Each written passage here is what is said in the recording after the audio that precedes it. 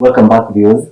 I believe you all tuned in and are ready to, continue with the exciting discussion here with Mrs. Gray. So, could you shifting gears a little bit and diving off topic? You have a lot of experience, I believe, in the development space. Could you please talk to us a little bit about that? Yes, Edna, you're right. I am a very experienced development expert. I've been working in development over 25 years, and I've worked in many countries. As I said before, I'm passionate about ensuring that everyone gets access to the basic rights and the services provided. So throughout my career, for example, I have worked very closely with providing humanitarian support. I work here specifically in Kenya. I work in supporting education, health, social protection, as well as humanitarian to refugees. And along all those programs, what's important for us is to ensure that everyone gets access. And because we believe that people most vulnerable, and that includes people with disability, should be at the top priority of what we do. So I can tell you some stories. For example, when I visited not Mandera. I visited Mandera as well. Actually, I can give a good example. When I visited Mandera during the floods, El Nino, it was called. This is there was a lot of rain because of climate change issues. So when I visited Mandera, I went to see where people had to leave their houses and they were put on the displacement places. And in this case, was a school. So there was a lot of women, there was a lot of children, there was a lot of men as well. And I had the opportunity to speak with some of the children and some of people with disability to understand. And of course, that was a bit emotional for me as well, because people had to leave everything behind to come in and stay into that process. And what the UK did was the UK supported that school and that point where people were staying with food, kits, play for children, clothes for children, blankets, because it was a bit cold. So that's what gives me passion. It's about seeing how we can make a difference in people's life. Wow, that's quite interesting. And seeing now your experience and with what you do now, I believe that really helps impact a lot of people's lives. So what are some of the challenges I think you've experienced during this time doing your job? Yeah, doing my job. Wow, that's a really interesting question.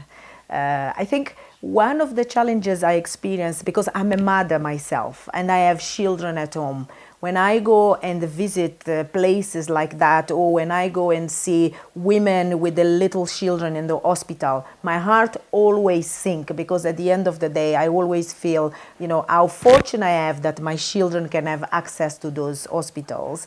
I also feel that there is an issue about us to understand fully the number of people with disability. As I said, we as a UK government make a conscious decision and effort to put the most vulnerable and people with disability at the top of the agenda. But if I'm honest, there's a long way to go. We are not there yet. Our programs are monitoring it, our programs are showing results, but I believe that more can be done in that sense in terms of using the data to influence policies.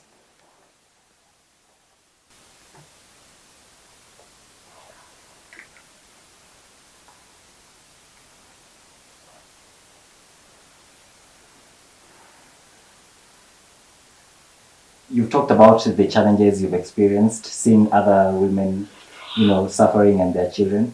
So what else can be done in order to ensure that such situation and such circumstances are not repetitive? So I think, as we all know, this is a government responsibility, right? What we do as a UK, we work with the Kenya government to ensure that government systems, for example, on the health, that government wants to have universal health care in Kenya. That means everyone in every location, in every county, in every locality have access to healthcare. So I believe that what we can do as external partners, as the UK, is continue to work with government, continue to lobby government to increase funding, continue to lobby government to actually prioritize some of these sectors in terms of providing resources, providing personnel, and providing access, particularly in those most difficult areas. Because I think in Nairobi, for example, it's much easier for people to get access. But if we talk about Northeast, for example, or Kisumu, people probably there have more difficulties to get into hospitals. Probably they have to walk hours to get into the hospitals. And it's the same for schools. So I believe that what we can do is work with the government and other international actors, other international partners, NGOs, and community, because this needs to be community-led. Communities need to work collectively with the government, but also with the partners to try and achieve some of the results that we talk about. I don't know, SDG, social development targets, sustainable development targets. That's what UN and the global leaders agreed that they will be monitoring progress against. So in order to achieve that, we all need to work collaboratively, pooling resources, pooling our technology, pooling our expertise to achieve results. Could you please talk to us a little bit about the UK's Hunger Safety Net program and the impact that it has had on the Kenyan people as well? Yes, I'm happy to speak about the UK social safety net program. I should say that this is not a only UK program. So Kenya government has what they call social safety net program. And then within that program, there are various components. The UK is particularly helping the social safety net angle of that program. And we are working very closely with other donors. For example, the World Bank is putting a lot of money on that as well. From that, what happens is that the government gives cash, transfer cashes on monthly basis to about 133,000 households. We're talking about maybe 660 people in the rural areas, particularly in the north in this case, with this money. What this money does is enable families to buy food, to send children to school, to take to healthcare. So that empower family to actually have some cash and decide how they want to do. And then on top of this, what we are doing now, there are two other components that we are working on the social safety net.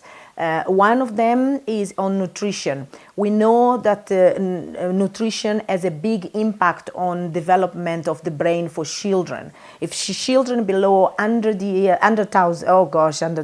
days of age, if they don't get the right nutrition, their brain is not developed and then has consequences in the long term. What we're doing at the moment is working with the families to provide, government is actually providing 500 shillings per month for the family, and the safety net program is providing, is teaching mothers about the need to use diverse food, about how can they use their small garden to build and produce some kind of vegetables, so that they can actually use a little bit more of variety of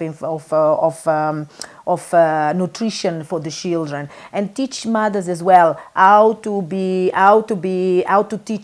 feed the children, so that their development at that critical time actually goes as fast as possible. And then the third component on this is what we call economic inclusion.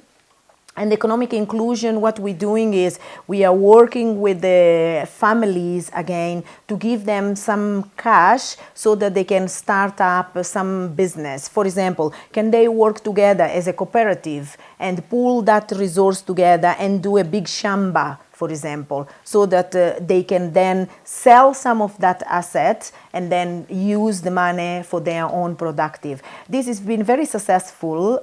We are working in 80 counties in the northern east. I can't remember all the counties now, but that's what we've been doing. But I should emphasize, this is not only UK program. This is a government program that we are working with the government. And I really would like to congratulate the government, because government has been really prioritizing cash disbursement for these families.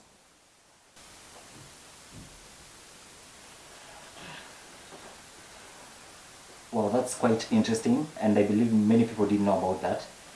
Could you also please talk to us a little bit about the UK is very big on education, as we all know.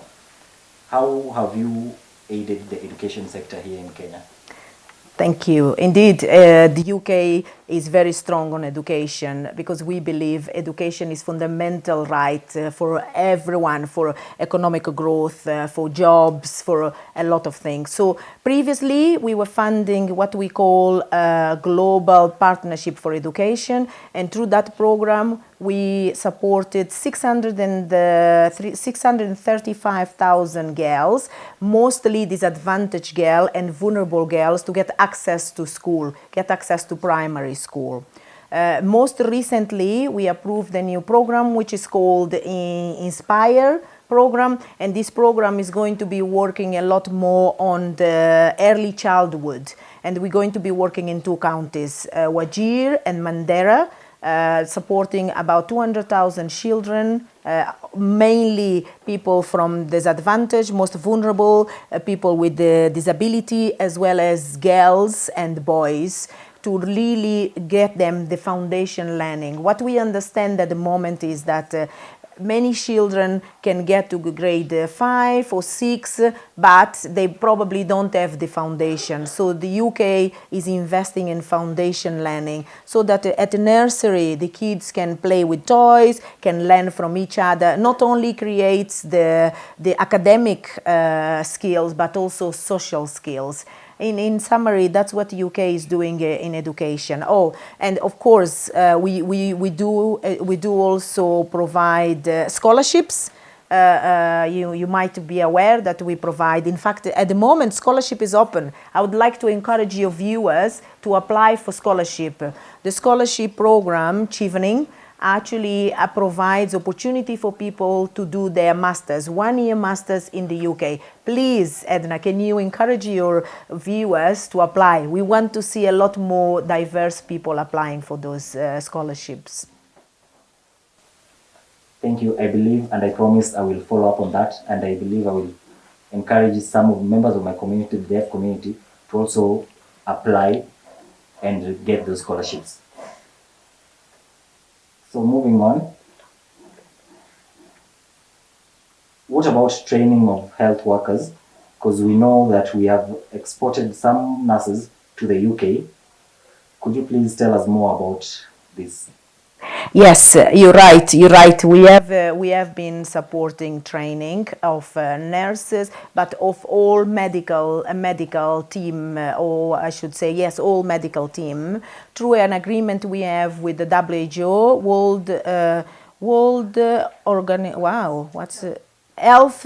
Health Organization, which is a global organization, to train nurses, but other technicians as well. And then you will know that President Ruto really wants to increase the number of people that can go and work overseas. I believe Kenya has a strong technical capacity. Kenya can help other countries. In this sense, we have helped the government to send 204 nurses to the UK, and they're all working in NHS. NHS is the UK health system. We believe that they will be there for a period of time, but then they will come back to Kenya. When they come back to Kenya, they actually bring skills, experience, not only for themselves and their families, but also to enhance the Kenya health system.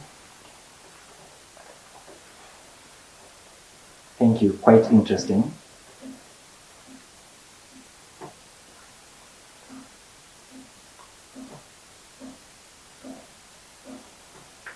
How also are you supporting the agriculture and microfinance? And what exactly are the benefits from the support? And what should we expect to see as well? Yeah, that's again great question. You know that in Kenya, like many other countries, including UK, agriculture is fundamental. We know there's a lot of people that live in the rural areas. So we are working with the farmers. We are providing tools, training, and providing markets so that they can actually take their products, because there is no point in farmers producing a lot if they don't have markets to actually sell the products. So what we are doing is actually working with those farmers and trying to find markets so that they can actually export, or I shouldn't say export, sorry, I should say sell their products in a more variety markets. And what we have seen as a result of that, again, this empowers family, empowers community. It gives community funds, money to do more, to create growth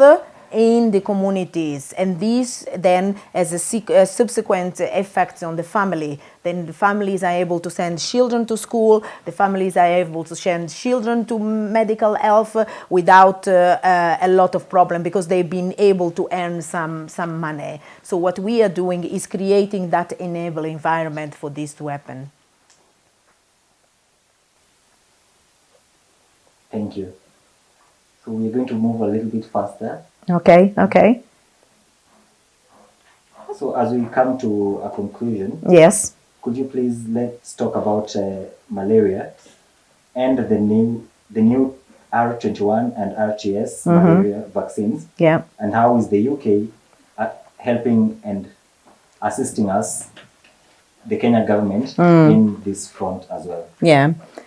Thank you. That's true. The UK is working with a research company, and the research company is looking at how can we support production of vaccine for malaria. I'm sure you heard that there was testing some of the malaria vaccine in some other countries, and the malaria is an issue that affects many countries. We want to support countries to produce the vaccine as soon as possible so that we can protect lives, so that we can protect children. We know that children, for example, die a lot of malaria. So what the UK is doing is working through a research. We also were supporting Gavi. Gavi is the international organization that provides vaccines. So we are working with Gavi to not only fund Gavi, but also help Gavi to prioritize how they allocate the vaccines, because we believe they need to go for where is most needed. For example, I'll give an example. We know that in certain parts of Kenya, there is less malaria because it's high. But then there are other parts that there is more malaria because they are at the sea level. So I think we need to be really strategic about where do we support first. We need to be concentrate our efforts on where there is most of the need. So in conclusion, what the UK is doing is providing the support for research, for the vaccines, as well as enabling environment for the Gavi and the other international institutions to prioritize malaria.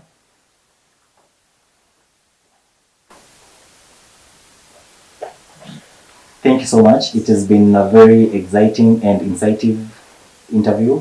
Are there anything that we left out that you might want to touch on? I do, Edna. First, I want to thank you for inviting me to be here.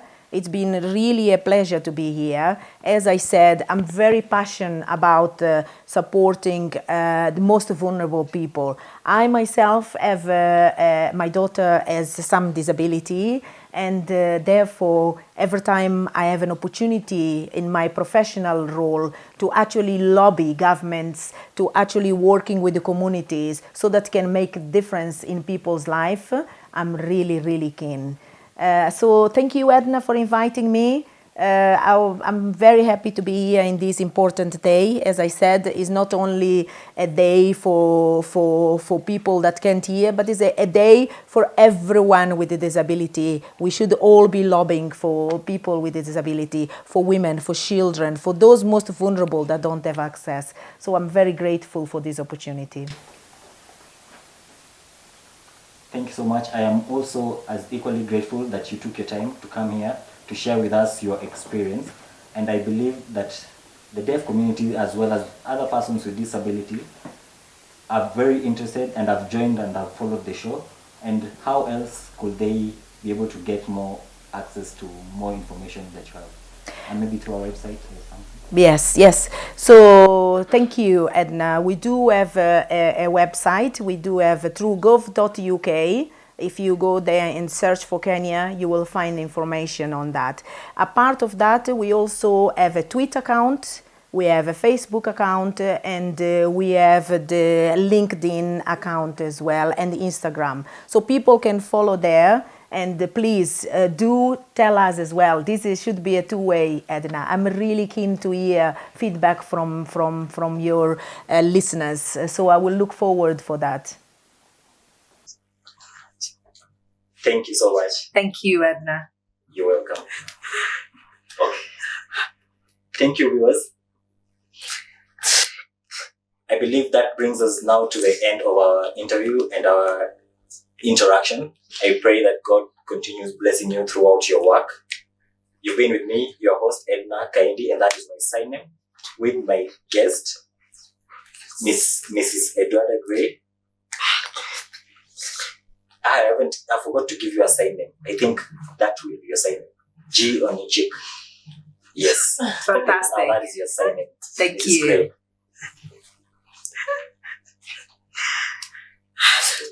Thank you so much. And our sign language interpreter doing the voicing has been Tobias Timothy. Until next time, thank you and goodbye. Goodbye.